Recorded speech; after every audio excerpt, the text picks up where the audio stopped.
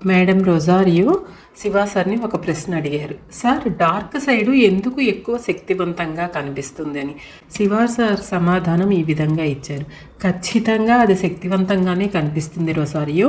ఎందుకంటే dark side కత్తులు, తుపాకులు, కాల్పులు వంటివి ఉపయోగిస్తుంది గ్యాంగ్స్టర్ల లాగా.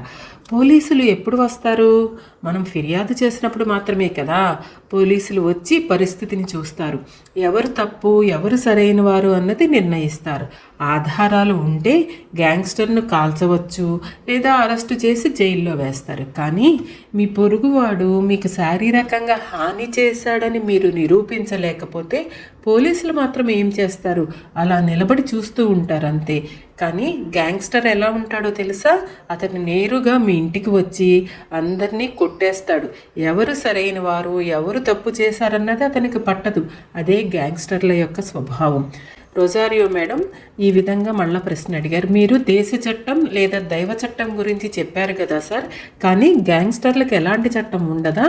శివ సారు, అవును, వాళ్లకు చట్టం అనేది ఉండదు. వాళ్ళు ఇష్టం వచ్చినట్లు చేస్తారు. నాకు నీ పిల్ల కావాలి అంటే తీసుకెళ్ళిపోతారు. ఒక అందమైన అమ్మాయి కనిపిస్తే బాస్కి కావాలి అంటారు. ఆమెను తీసుకువెళ్ళి 1 నెల 2 నెలలు ఉంచుకుంటారు. వాళ్ళకి ఇష్టం వచ్చినట్లు ప్రవర్తించి తర్వాత తిరిగి పంపిస్తారు. అప్పుడు మీరు మాత్రం ఏం చేయగలరు? పోలీసులు ఏం చేయగలరు? ఆమె తన ఇష్టంతోనే వెళ్ళింది అని చెప్పేస్తారు. ఒకసారి ఒక క్లాస్కి ఒక మహిళ వచ్చింది. ఆమె చెప్పింది, ఆమె 15 సంవత్సరాల వయసు ఉన్నప్పుడు 35 ఏళ్ల వయసు ఉన్న ఒక వ్యక్తి ఆమె ఇంటికి వచ్చి ఆమెను ఎత్తుకు వెళ్ళి బలవంతంగా తన భార్యగా చేసుకున్నాడట.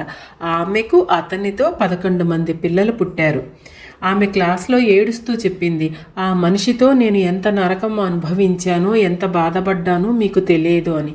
ఆలోచించండి, 35 ఏళ్ల వ్యక్తి ఒక 15 ఏళ్ల అమ్మాయిని ఇంటి నుంచి తీసుకువెళ్ళి భార్యగా చేసుకోవటం ఆమెకి ఎంత బాధగా ఉంటుందో. అది ఆమె కర్మ, ఆమె అనుభవించాల్సిన కర్మ అదే. కానీ తర్వాత ఆమె క్లాస్కి రావటం మొదలుపెట్టింది. చాలా సంతోషంగా మారింది. ఆమెకు 11 మంది పిల్లలు ఉన్నారు. ఆ పిల్లలందరూ కూడా క్లాస్కి వచ్చారు. వాళ్ళందరికీ కూడా హీలింగ్ జరిగింది. ఇవన్నీ ఊహించుకుంటూ ఉంటే చాలా మంచిగా అనిపిస్తోంది. కనుక ప్రతి ఒక్కరూ కూడా ఎఫర్మేషన్స్ చదివి ఎవరి కర్మను వాళ్ళు బ్యాలెన్స్ చేసుకోవాలి.